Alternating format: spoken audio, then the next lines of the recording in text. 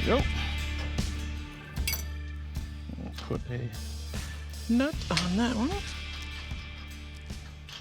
What I'm doing right now is finishing up the rear suspension so I can build some shock mounts, and I do need to move this axle up a little bit and probably clearance the center cross member, so I need to have all the control arms in place to do that. Now, to build out these control arms, I'm using rod end supply rod ends. I use rod end supply rod ends in pretty much all of my projects because they're available in many different sizes. They have like from 10/32 all the way up to a 2-inch rod end available in their inventory. These are 1.25" rod ends, so what that means is that the shank of the rod end is 1.25" and the uniball has a 1-inch hole in it, but we're using misalignment spacers to step that down. The nice thing about the rod end supply rod ends is they use nylon fiber as a lubricant instead of PTFE.